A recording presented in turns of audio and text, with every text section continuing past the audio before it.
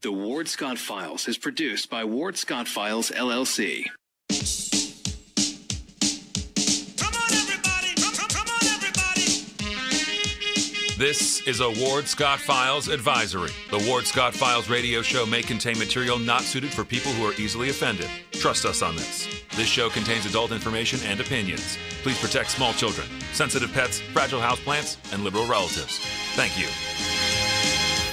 All right. Good morning. Good morning. Got my trusty sidekick back there behind the wall, Jay Dempsey, working for us.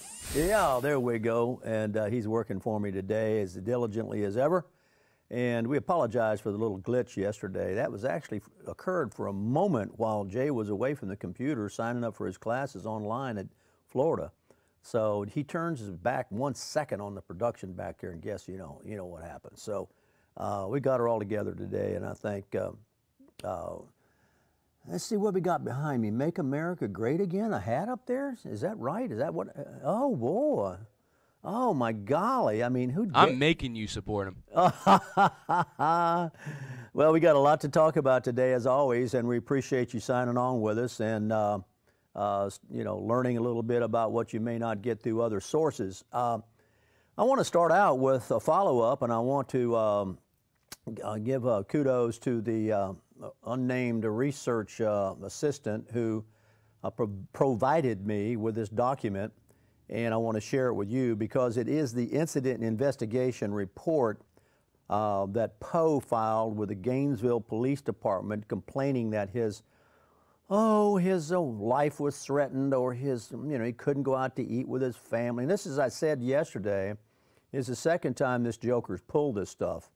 The first time he employed all the resources that the GPD put into it was when he left out of, as we say in the South, he left out of a public meeting down there where they had turned down the police for a raise and had treated the police rather shabbily, if you will, especially from the point of view of the police, and started his journey home in the dark, after one of those late night wordy meetings they have as politicians, and he noticed a GPD police car following behind him. And immediately the way his brain worked, it was that the police car was following him. And then you have to extrapolate what his brain would have thought would have happened. Was the police car going to pull him over in a dark street and "don't tase me, bro," or what was going to go on there in his mind?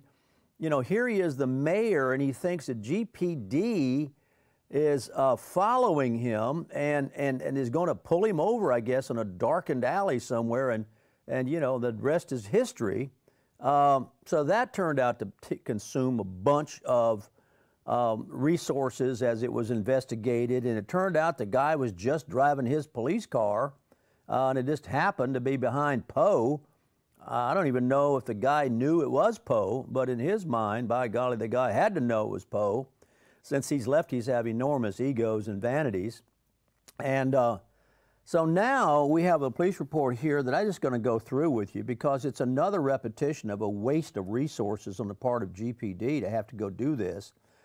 This investigative officer, whose name is up here, it's not really important that we get her name. I think it's a female, just fell to her to do this. Writes, and being a writing instructor, I'm looking at the writing, it's not bad. On Monday, March 18, 2019, at approximately 16:35, I was asked to meet with Lieutenant Audrey Mascara, to go see Captain this. So there we got 1, 2 officers involved, all right, to get more information about the threats that were made via Facebook toward the mayor. And now this woman evidently, I think it's a female here, I'll get to the bottom and get the signature, it seems to me it was on uniform patrol assigned to the Mike Zone. Now the Mike Zone is down there, as I understand it, and where Mike Byerly's slum stuff is. But anyway, driving a marked vehicle. So this police officer is yanked off the road. Now just think about this. Yanked off the road to come in and talk to this Captain Koenig, and get information that Poe had recently received some threatening Facebook messages. And the captain handed the officer a copy of the printed messages. and started looking after the. Now, they did finally find out who put the stuff up there. I guess that wouldn't be much of a task, and you know, quoted some of the things that were said. Can we mobilize enough to make you lose? Maybe not, but we can make your term a living hell out your office, your home, and grocery stores.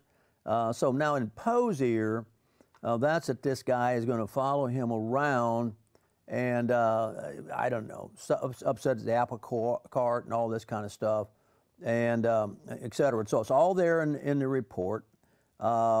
And the guy also says, who made this threat, he says, you taught UF students how to harass people who disagree with you. You see, this has become an issue that, and I've heard it from many sources, that the City Commission, as led by this guy Poe, they're rude to the public.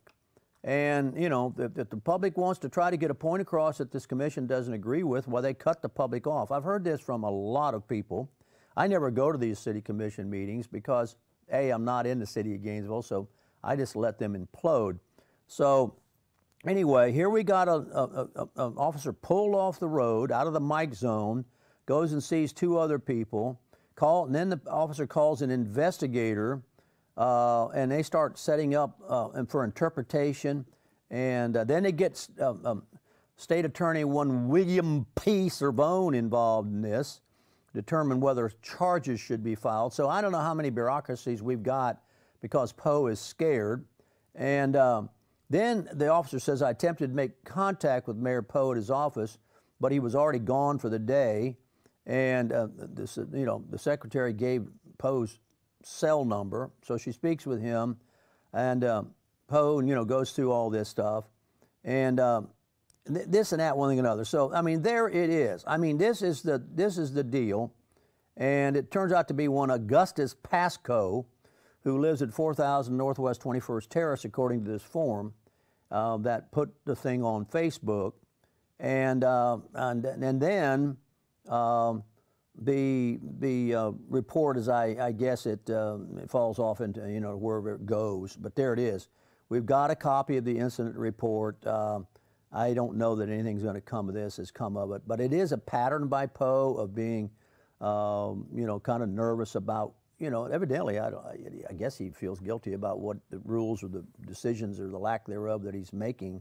But anyway, that is now. Listen, the elected and the connected is once again our theme today. I mean, this is elected and connected. I guess it is revisited. I want to go over just the local stuff about the elected and connected, and you know, share with you what we know from our research about. What special treatment these people get who, like Smollett. I mean, we got our own versions of Smollett around. Let me pull this up and see if I can get my hand on it here. Let's just take a look at these. Now, these have been put together rather hastily, and these are some of the more well-known public figures. And there's a whole bunch of other characters that are not quite as well-known publicly. And we're going to continue to update this list for you and share with you in this whole group of elected and connected that gets the treatment they get. But we're going to start out with one Rodney Long. And Rodney Long, you know, resigned from his commission seat early before his commission seat was over. People don't do that, you know, unless they've got some real personal health reason or something. Generally, you don't ever see that happen.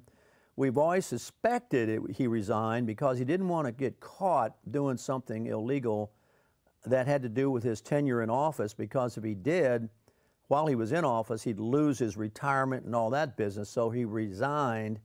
And I had run against him just before that, and I still hold the record for the largest number of Republican votes ever accumulated in Alachua County, and I still lost to him. It was in a presidential year, Obama running, and the students. So I think I had 55,000, something like that, Republican votes. Period, in the county. So, but Rodney Long resigned. But that's not the only thing. You know, we could expand this view of him, which we may do someday, and just focus on these individual characters. We've actually done it in the past during shows, but. Rodney Long had a bad business loan, which was not paid back, and It had some discussion about whether or not he put false information on it and knew he put false information on it. And then they got to looking, and he had plausible denial. He was told by somebody to do it that way. And what he did is, if I remember correctly, and this is from memory right now, he omitted some things that were information that would have been relevant to getting a loan. And when it was taken over to Savone, William P. held the business loan in a bad light. That was the quote from Savone. Yeah, you know, this is our state attorney here. Yeah, I see that in a bad light, that loan, but he would not prosecute. And by the way, that loan is still unpaid. Corrine Brown, who's out here in the Jug and down the road here from us, I think it's in Lottie, Miss Claudie, down there where the federal pen is for the women. No, not Lottie, I'm sorry, she's down in Lowell. Yeah, Lowell to the south, Lottie's to the north. So she still has the RTS building named after her as a convicted criminal. And the bad thing about her conviction is that she stole from the little chillin'. She went around and told everybody if they gave to this slush fund that she had, it was going to be for scholarships for kids.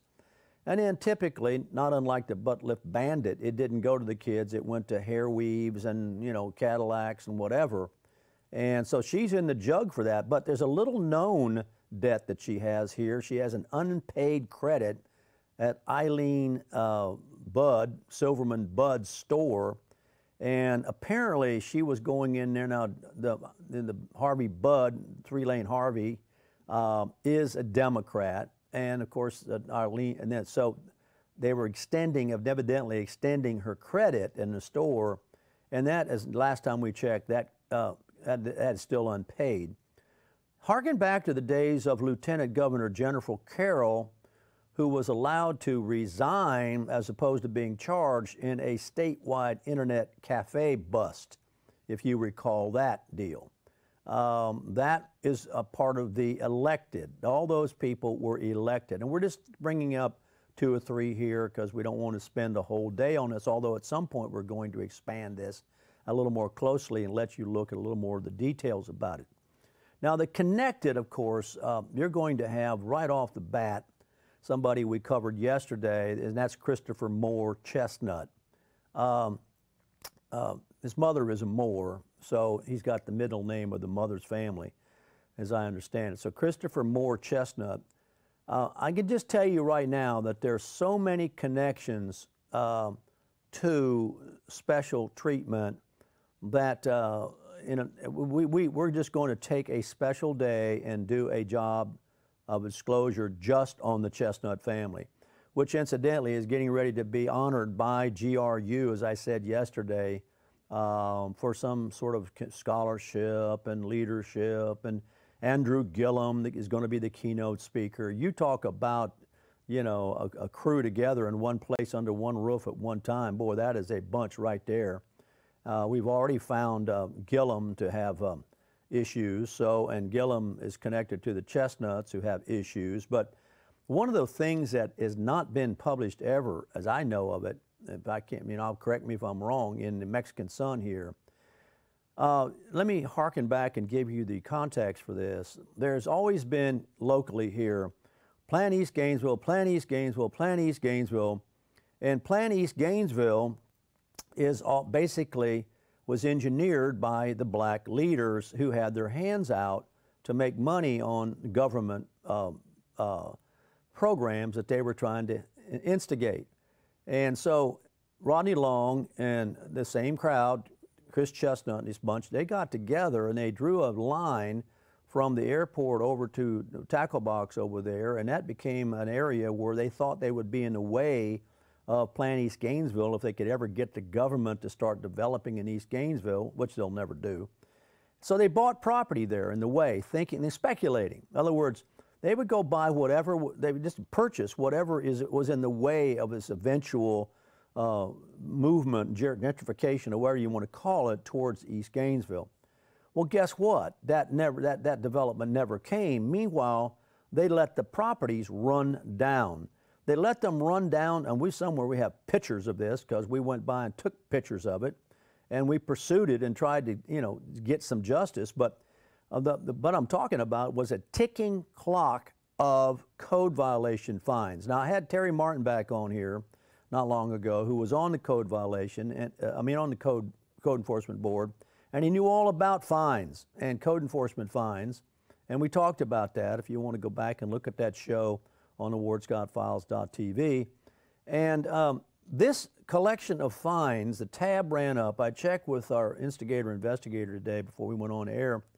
It went up about $600,000 worth of accrued fines on the Chestnuts, who own this property over there in the Way of Progress, which never came, and it's never been paid.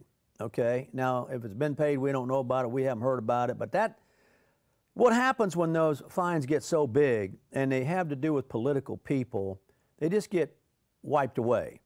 And you have to remember that the commissions have the ultimate power to wipe away these things in the government sector. I know when I was down as the city manager of Archer, we had a guy who bought a piece of property that he did not do a title search, and when he bought the property, it had a lien on it because he bought it from a larger piece of property which had a lien on it.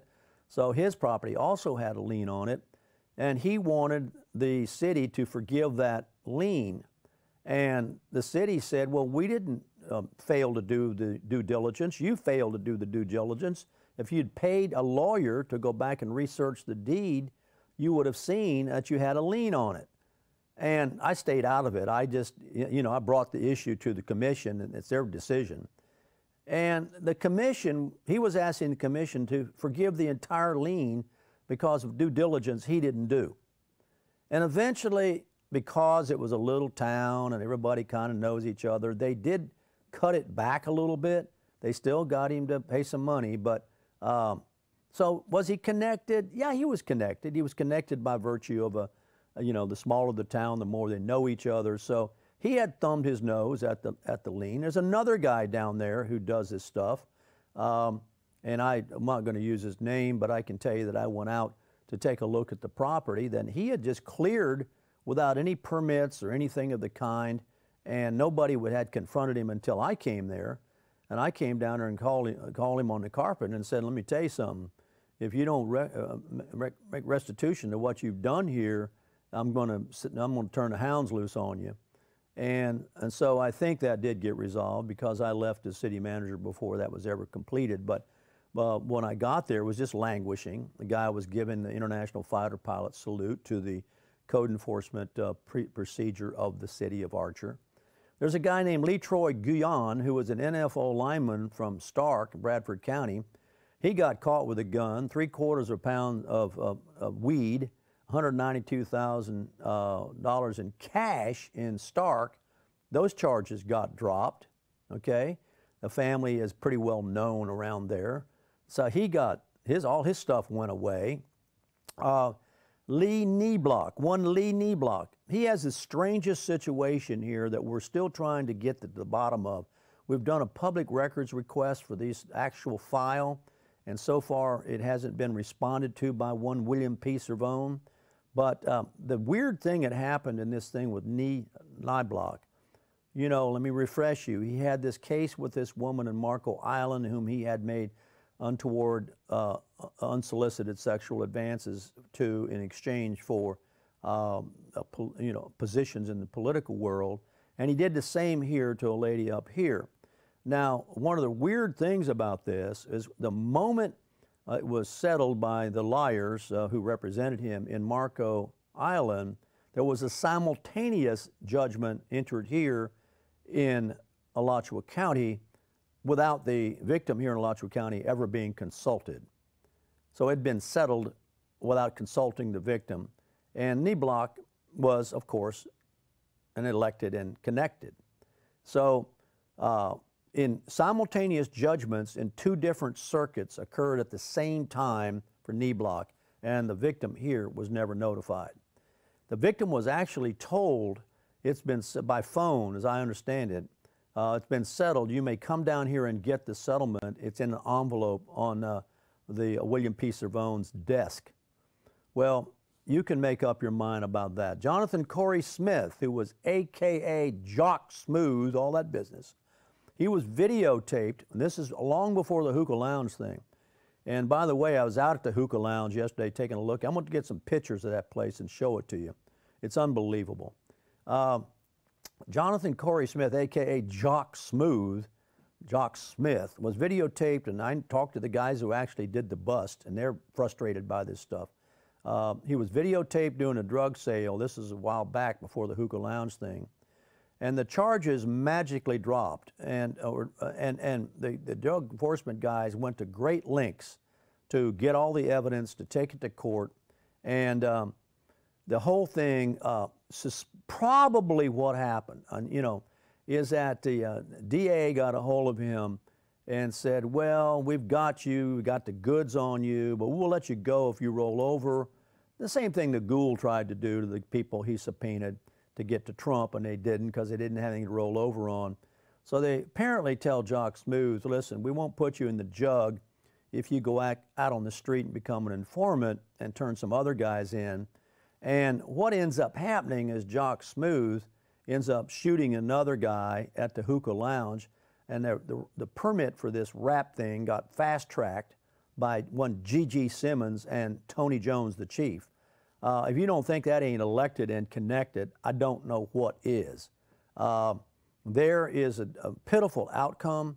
It's never been dealt with by the city commission honestly and forthrightly, and it's still one of those things that is not much different from what we're saying here with Smollett.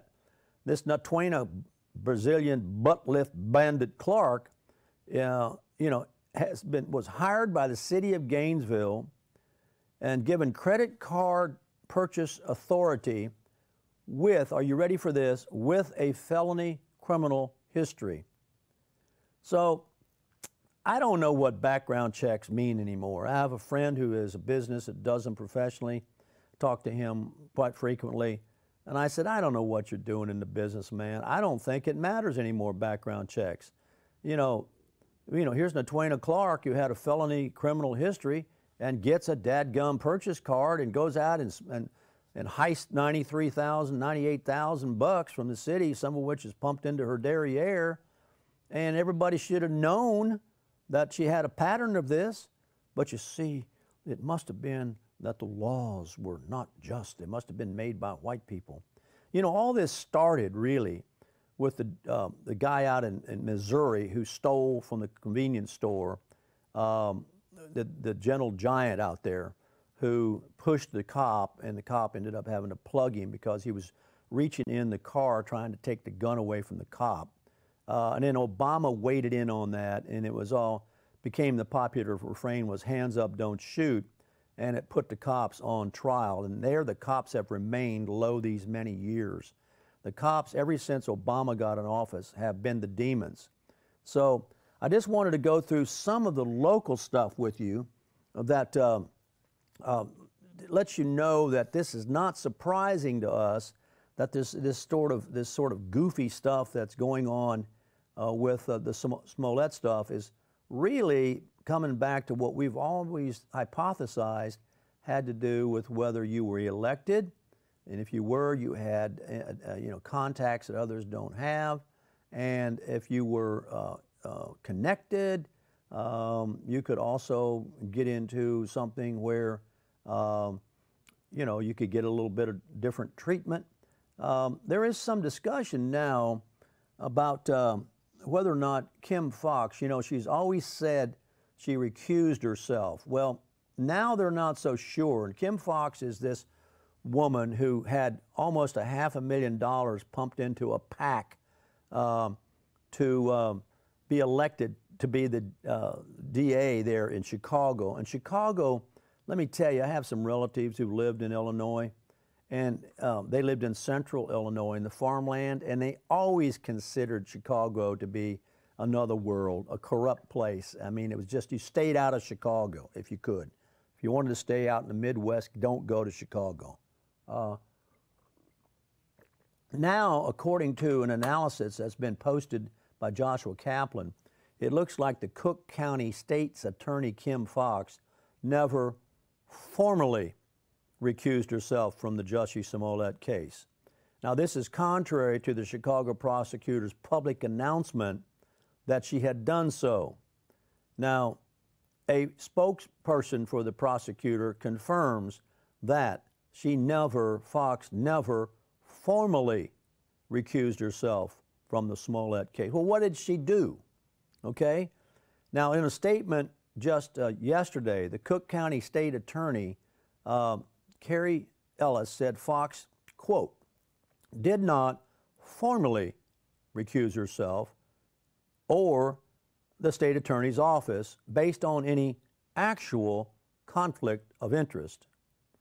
As a result, she did not have to seek the appointment of a special prosecutor, end quote. So according to this state attorney spokesperson, Fox's announcement that she had recused herself, get this now, was a colloquial term. A colloquial term, rather than a use of the term in a legal definition. Now, come on, brother. Come on, brother. In other words, the words you use don't mean what they mean. They got some private meaning. So this woman here that Jay's got throwed up on the screen there can have a private definition of language, and everybody's supposed to accept it as legal. And this is according to a spokesperson for the office in which she was the chief cook and bottle washer. So the excuse for this is that really what she was doing when she said she was recusing was she was just leaving the decision-making over the case to her assistants. Okay, her assistants, really. What she meant was, I'm going to recuse myself, and you guys who are my assistants and my underlings, you go deal with it. But she didn't formally recuse herself. So when it came time for her to get re-involved, she really didn't have to get re-involved. She was never disengaged to start with. Now, the other thing that's come out, and I'm sure if you've been paying attention to this, this is not the first time you've heard this, but email and text messages given to the Chicago Sun-Times by Fox show that she made effort after former First Lady Michelle Obama's chief of staff, Tina Chin, contacted Fox to set up a telephone conversation with a Smollett relative. So the Obamas got involved in this. The Obamas are in Chicago based. That's where he was a community organizer. Smollett claims that he's a community organizer, and you can see how these dots start to go together. Now, according to the USA Today, Fox told the former Michelle Obama aide that she was convinced Chicago Police Superintendent Eddie Johnson to request the FBI take over the investigation. So in a text message to a Smollett family member, Fox confirmed that she made the request. In other words, she was trying to short-circuit the FBI's involvement. And then she says, I'm trying to figure out the logistics. I'll keep you posted. So the Chicago cops say that the FBI was involved from the start, but there was never any talk of turning the case over to them. Now the FBI is going to evidently come in and investigate the mail fraud thing and take a look at the arbitrary behavior of this person, Fox. Remember, we reported that George Soros donated $408,000 in 2016 to a super PAC supporting Fox, all right? And, you know, the whole story, I don't need to repeat the story about what happened with the MAGA hat and tying him up and all that business. So the USA Today got interested in this and wanted to know how in the world, and there's going to be a lot of analysis of this, how in the world did this thing go from, a real serious deal to just a slap on the wrist.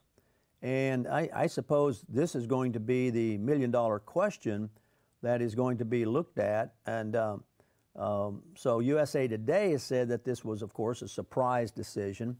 And then the first question was, did the prosecutors not have enough evidence to make their case? No, they had enough evidence. Even Fox has said there was enough evidence, okay? So they had enough evidence. They had, all that business had been gathered. Do you seal records in a case? Well, yes and no. I mean, it depends on whether you're connecting and all that, and you pay your lawyer to go down there and seal. Now, in the state of Florida, it's my understanding you get one seal one time. And then after that, if you fall off the wagon again, well, you can't seal that second transgression. It's not really the second transgression as far as the public knows. It's the first transgression. And there's all this discussion that's come about, and it's come about primarily by the blacks, that the questionnaires on application forms that are distributed in human resource offices, and I know we've taken this question off the Santa Fe form, have you ever been arrested?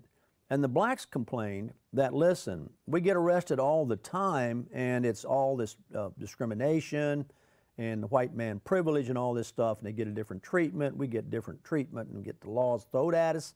So take that off the form. So have you ever been arrested has been taken off the form. And when you apply to go, say, I know this for a fact, when you apply to go work at Santa Fe. Now, have you ever been convicted is another question that can be asked. And have you ever had adjudication withheld is a question that can be asked. And if you remember, this all came up in the Gloria Walker application as to what these steps meant and whether or not things meant what they said, and did I need to say yes or no. So basically what's happened is the arrest step has become kind of not proper to ask. But nevertheless, certain forms, I think, still can ask it. I mean, if you're applying to the bar, if you're applying to be a judge, if you're asking the governor to place you somewhere. So this is all up in, yes, can prosecutors agree to seal records? Yeah, they do. Can they, human resource departments agree to not ask certain questions? Yes, they do. But what you get into then, if you get into this timidity, you get into the kind of thing you've got with the butt lift bandit, where she comes here with a felony conviction. Now, a felony conviction in everybody's book should be disclosed. I mean, a felony conviction. But a lot of people, I know of a situation right now where people don't believe that they have a felony conviction. If you go look at the records, as we have, yes, it is a felony conviction, but a felony conviction does not really go into effect unless you break your probation. So this instance that I'm talking about, the individual has a felony conviction admitted to in a court of law, and then that conviction is put on the shelf, and then you're given a probation, and that period can depend upon the whims of the judge or depend upon a bunch of other factors as to how long it is and this and that and the conditions. But then in this case we're looking at, if you go this length of time and you don't get in any other trouble, then that felony conviction never was a felony conviction.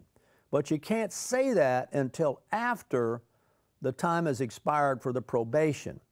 That confuses a lot of people, and people don't necessarily know how all this stuff works.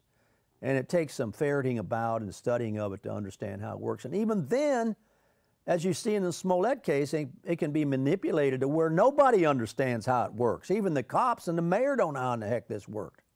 So, do you benefit from being a celebrity? Well, yeah, there's speculation that had to enter into it. But in the court of public opinion, and there's this question about how long does the court of public opinion last?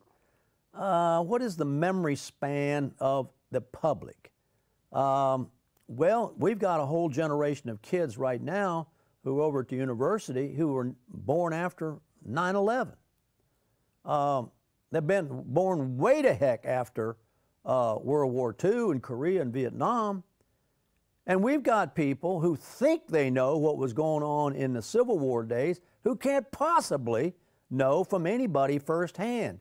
I think the last human being you could have talked to about the actual Civil War who personally would have known about it died, I don't know, 20, 30 years ago. And people ask, how in the heck could that person be talked to? I'll tell you how it was talked to. Some old Confederate veteran married a very young woman. And by the way, that woman got a check, you know, as a survivor. You know, she got paid from this man's retirement from military, even though it was Confederate. They got paid too, believe me. So the old man finally died, and this woman finally died. Now there ain't nobody alive that you can go talk to who was actually there for the Civil War. The same way with the Cubans. You know, I was talking to some Cubans. As long as you're a young Cuban and you're sitting at the dinner table with Grandpa Cuban down at the end, who actually got kicked out of Cuba by the commies, you, the young Cuban, will know the stories. You will share the passion because you love the grandpa, and the grandpa is sharing that with you in an oral tradition. But when that grandpa dies and there's no grandpa at that table, there's no Grandpa Cuban who actually got expelled from Cuba, you don't have anybody who can talk to you personally about it. And therefore you're untethered. And that's pretty much reaching that point for the Cubans. That's a pretty interesting way to look at it. You know, and then when did that happen? That happened under Kennedy in the early 60s. So those Cubans who, you know, got involved with Castro and all that in the early 60s, they're going to be up in their 70s and 80s now. And so they're going to be reaching the end of the human lifespan. And then at the dinner tables, we say there won't be any more personal conversation from an eyewitness to that situation. So what does that have to do with the truth? Well, the truth then gets twisted or romanticized or politicized, and that's where we are with Smollett. He is a person of color, and the myth is that the person of color has been screwed over all these many years, and you now have these people of color in the state attorney's office. And I think what's so interesting is you have the people of color fighting with each other. The cops are all minorities. They're all black guys. And he's upset with the attorney, who's this black woman. But you see, the black woman is connected to the Obamas, and the Obamas have taught all the law world to hate the cops. And I think this is the dynamic that hasn't really been fully fleshed out yet. So, yeah, can they seal them? They can seal them. These are some of the things that are being asked about this case. Do you think Smollett has dirt? I think Smollett is extremely well connected. This is just my suspicion. I think Smollett is extremely well connected to the left-wing organizers in that town, and I think they use him. I know of a situation like this, which I'm going to be careful about talking about it, but it was concerned a black athlete. A black athlete, this has been years ago, went to Atlanta and ended up being used by the people there who were all caught up in the, the black issues, and it ruined his athletic career. And the guy was a great player, but he unfortunately and I think Smollett could easily be used. I mean, look, he's gay, that gets him in with the LGBTYW, and then there's some people believe that the cops have far more, to answer your question, Jay, on Smollett and his connections in that whole lefty world, than the left wants anybody to know. So the left has sealed it. You follow? You're getting too close to things that aren't relevant. This is really murky. This is really murky. So the lefties, right from the top of the mountain, from the Obamas, have sent the word down to a state attorney who was financed by a left-wing guy, Soros, and given instructions on how to make this go away, and we don't know what all went away. So, yeah, have these things been done? We got a list right here of local examples of this all over the place where it's been done and still being done. As I said, we can do an entire show just on the chestnuts. So what will the politicians do about this is a question that USA Today has asked. I don't know. Not much. Not much. I think the tendency about Chicago has just been to say, the heck with it. You know, it's screwed up. Just don't go there. It's been that way ever since I've known people in central Illinois who were salt-of-the-earth farmers. They never went to Chicago. They stayed the heck out of there. And, I mean, you had St. Louis at one end of the continuum and down there where the Gentle Giant and all that came from. And then you had Chicago at the top end, and in the middle of Illinois is just hard-working farm people with the breadbasket of the world. They don't go to either place. And you get out into Iowa and you're doggone near out nowhere but wheat fields, you know. So a lot of people just hang out and they don't go there. So will the politicians do anything? Listen, have the politicians done anything here? I mean, no, the politicians are part of the problem. You got Poe, you got the Chestnuts, you got Long, you got Gillum. I mean, that's just a few that come to mind. So now they're actually talking, Smollett's attorney is actually talking about suing the cops. Suing the cops. Well, come on, for what? You went out there and you tried him in the court of a public opinion before he ever got to the courtroom. The police inspector went out there and laid the whole case out publicly. And even I was thinking, you know, even as a potential liar, I can make a very good liar because I will tell you what, I will get you off. I don't care if you killed a guy or not. I will get you off, okay? That's what you hire me for. That's why I'm a liar. I will get you off. Johnny Cochran, those guys, they got OJ off, all right? When those cops went out there and started talking in detail, and they obviously were frustrated. They obviously know a lot more than anybody else knows. You know, look at these investigative reports. We can see the names of the people on the Poe investigation, as childish and limited as it is. We can see the guys, and we can see the name of the guy posted on the Facebook, all that jazz. Hey, the cops went out there for a reason. They went out there for a reason and said all this stuff.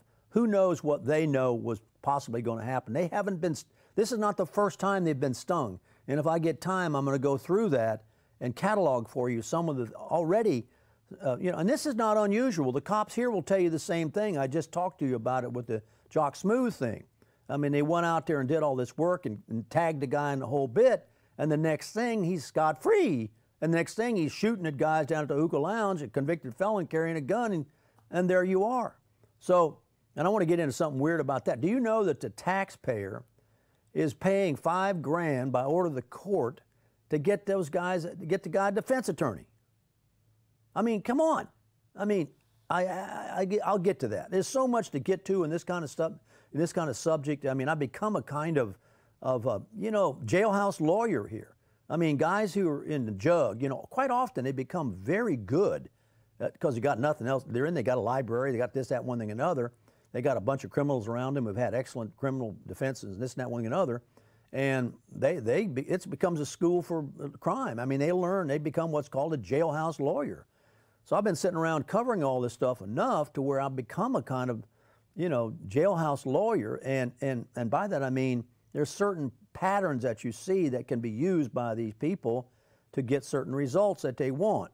And the ways in which the language can be manipulated and all that kind of stuff. So Jay, I think the cops know more than, you know, anybody can really say they know. Yes, sir.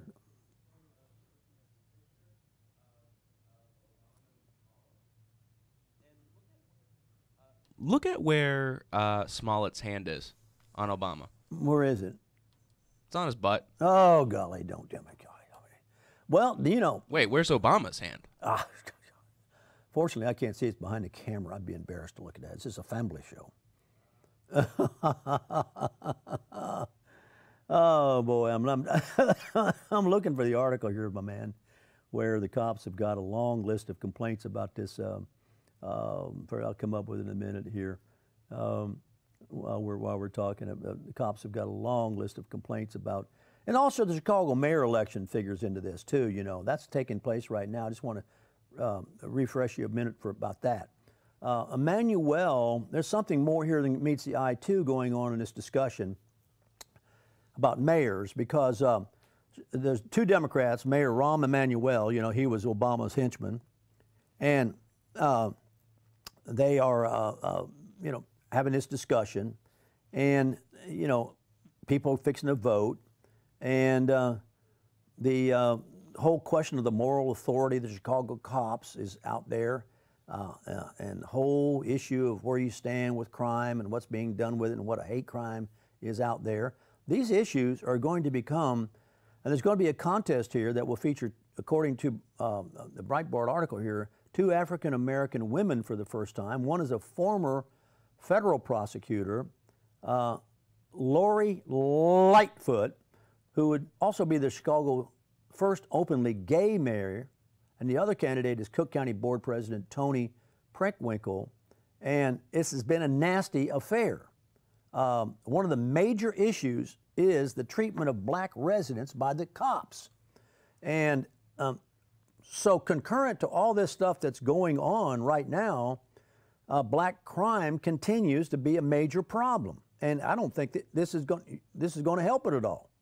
So this is going to become part of the debate over who's going to be the mayor, and you got a gay black lady and you got another, and it's all out there, you know, being discussed, and the Smollett issue is going to factor into this debate. They're going to argue that the black defendant was judged and inspected and all this stuff and accused under a flawed system. And the cops are going to come back and say, well, he wasted precious resources, which he did. And I just pointed to what it took for Poe's little deal to be investigated. You had to get 4 different, you know, components of the justice system involved in trying to figure out whether those little comments on Facebook were worthy of criminal behavior. That's part of it, and I'm not really fully up on that, so I'm not going to say much more about it, except I know that the whole mayor thing is up. Now here's the other thing that's kind of interesting. This is by the National Review, and they don't get involved, but they're pretty responsible. They call it a crony state. And they say that the real person behind this is Obama's Chicago fixer. The title of this by Michelle Malcolm wrote this, all right? Michelle Malcolm for the National Review says that the Chicago fixer, Obama's Chicago fixer, is this Tina Chin. And she's been in the middle of many questionable episodes. She is not new to the game. And what she basically is, now this is a cool term, I didn't invent it, Michelle Malcolm invented it. She is an agent for minority liberal race hustling, okay? See, minority liberal race hustling has its privileges. They're constantly griping about white privileges, these people are. So they have their own version of it, and it's called minority liberal race hustling, all right? Now, the Obama crony, Tina Chin, inserted herself into this investigation. We know that. She texted the Cook County State Attorney Kim Foxx just 3 days after the incident and said, on behalf of Jussie Smollett and family who I know, and it should have been whom, to express concerns. She suggested that Foxx lean on Chicago Police Superintendent Eddie Johnson to yield to the FBI, and she shared an unidentified Smollett family member's cell phone with Foxx. And, you know, so this Chin is in there meddling around. We don't have any idea, you know, why they would allow this sort of business. But people start making calls. I mean, this happens with William P. There'll be people that start making calls. So she's considered to be a crony, a veteran of hustling the criminal justice system in the city of Chicago. And if you've got relatives, then you're, you know, so obviously these relatives went to this Chin who went to the Obamas and said, let's get the Chicago cops out of this, turn it over to the feds, and the feds won't have anything. And, you know, and yet it's going to wind up with the feds, and it's going to wind up on the mail fraud. So we don't know where it's going to come up. So this is not unusual. This Chen woman has been doing this quite a while. They have searched the White House visitor logs, by the way, and they found out that she's made a lot of visits to the Obamas when Obama was in the White House, this Chen. So she personally, according to the National Review here, shoveled more than $200,000 into the 2008 Obama presidential campaign while she was a high-powered lawyer at a place called Skadden Arps. So she served also as a special assistant to Obama and then took over as chief of staff in the East Wing for Mrs. Obama. So you tell me if that isn't connected. She also headed up the Obama White House Office of Public Engagement, and this was spearheaded by a longtime veteran corporate lawyer, guess who? Valerie Jarrett. Huh? Now come on, Jay. Those are some big names to have on your side, right? And so the Smollett family went and enlisted this Chen's help, who went and enlisted Obama's help, who has the help of people like Valerie Jarrett and people of this stature, and it's all about Chicago, and we have no idea how the tangled web of Chicago works. If anybody could ever get in there and do an expose on that thing, and you know, it'd be really interesting. But I think we're seeing some of the tip of the iceberg of it. So that's an article that's in National Review. It's written by Michelle Malcolm, and she went through and took a look at these connections that are clearly there's a text and email trail to this that they've uncovered, and they are now taking a look to see, you know, and all you can do right now basically is called the crooked road to Obama. That's what Michelle Malcolm called it, the crooked road to Obama. Now, I don't know how much you'll get to cover, peel back on this. It's very difficult. You know, when you have these kind of people smothering a situation, look how long it's taken us to get into the dossier and get into the ghoul and all that business. It's taken such a long time to do that. You know, that hasn't been easy to do. The cops, as I said, have the Chicago cops have, and this is from a publication called Page 6, a guy named Bruce Golding. The Chicago cops have a long list of gripes against this prosecutor. The Fraternal Order of Police has a Facebook page, and it contains a litany of complaints against this prosecutor. You know, what's gradually coming out as a result of this is how the Chicago justice system really works or doesn't work. The Fraternal Order of Police in Chicago claims that there is one example after another of this Fox woman giving breaks to criminals and tossing or diminishing charges against offenders when the victims are, you know, accosted by the Chicago police. And this goes on. I can't get into all the examples, but there's a whole bunch of them. They've got a history with Fox, the Chicago cops do, and that could have had something to do with their acrimony when this thing got public and they knew what was coming. If you think about what motivated the Chicago police inspector to make that strong public statement, he probably knew what was coming. And so he wanted to get out there in the court of public opinion and make all the facts available to the public, because he's had a history of Fox. We can't call it whitewashing, we have to call it blackwashing, washing things under the, you know, getting things diminished, put away, sealed, all the bit. And we see right into what she is. She is not anything but a left-wing organizer who has connections to the chief left-wing organizer, who was a community organizer, never had a job, and that's Obama, who came out of the Chicago streets. And you know, I think it's very interesting. It's all coming to, you know what caused the whole thing, if you think back on it? The MAGA hat, huh?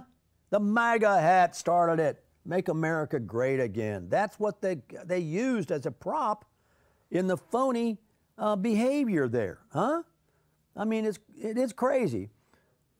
Trump's to blame again. Hey, we got one more thing we're going to close out on, and that's we're not going to get to everything, but I wanted to spend some time with you going through the Smollett deal and tying it into our local experiences here with our own prosecutorial issues and justice and all the above. There is a billboard. Can we get it up there, Jay? We'll get it up there. That is roasting Alexandra Ocasio-Cortez after her Green New Deal got 0 Senate votes. Here it is, I think. Here it is. Wow, we're back. And then it's got a cow up there. Bless the cow's heart, you know. Oh, she's steaming over this. She is just steaming over this. Now she's claiming, and I got this somewhere in my Midnight Auto Yard, she's claiming that vote present thing, here it is right here, this vote present thing, she told all the Dems to do that. She is now saying that she told the Senate Democrats to vote present on the Green New Deal. Do you believe that? Huh? Do you believe that? I don't believe it. I mean, do you think that they would take orders from this person? She took to Twitter, okay, and she responded to a guy, John Barrasso, who's a Republican from Wyoming, who's chairman of the Senate Environment and Public Works Committee, who tweeted, "Why did the Senate Democrats just duck a vote on your Green New Deal?" And she tweets back, oh, God, here it goes, "Because I encouraged them to vote present along with others," she tweeted. "McConnell tried to rush the Green New Deal straight to the floor without a hearing." So that's now what she's taking credit for. Then she says the real question should be, why doesn't the Senate hold any major hearings on climate change? Because it'd be a waste of time. It'd be a waste of time and money. Huh? Ken says she's still the boss, though. Oh, man. And the Senate doesn't bring it up because the glaciers are growing again. That's climate change. Yeah, the climate change, the glaciers are growing again, not shrinking. They were supposed to be nothing but watery swamp right now. Oh, boy. I don't know. I think they're going to get tired of her, but they still don't know what to do with her because they can't shut her up. She doesn't bow to that type of pressure. I mean, she actually likes it. So she's, yes. This is John Martin here, and I just want to say that we're going to break on today's show that Ward Scott, yes, the Professor Ward Scott, is allowing cattle flatulence on his farm in Alachua. We are going to break that story today on John Martin Talks.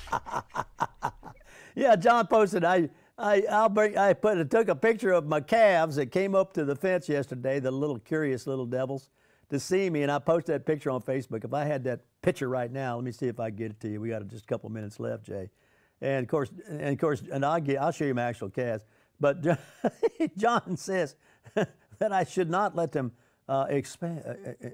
pass gas because, after all, I'm gonna I'm gonna send it to you right now on the supercomputer, and we got time to post it up there. We'll intrude a second or two on. You're contributing to global warming, Ward. Yeah, here it goes. I just sent it to you. I don't have a subject. Just take a look at it. The actual, yeah, and you take a look at them. Did you get it through yet? Tell me when you got it. When you get it through.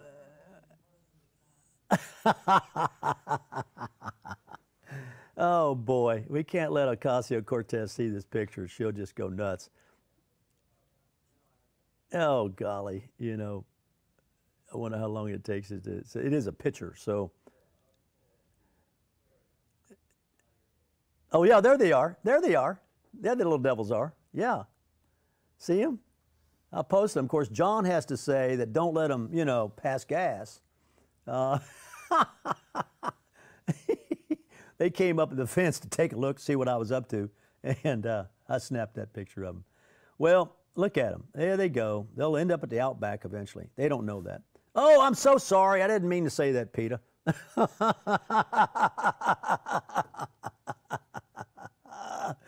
Well, We'll be back tomorrow. This was very interesting to me if it wasn't to you. I thought it was interesting to go through this, the justice for the elected and connected. It's definitely out there, and we've got all sorts of examples of it. I don't know if we'll get to the bottom of what's going on in Chicago or not. So have a great day. John Martin's coming up a little bit later. And thanks for listening to the Ward Scott Files. Ward Scott, Command Center, out. Thank you, God bless you, and God bless America. Do you want to put your business in front of 10,000 new customers? Visit wardscottfiles.tv today for more information on our advertising opportunities.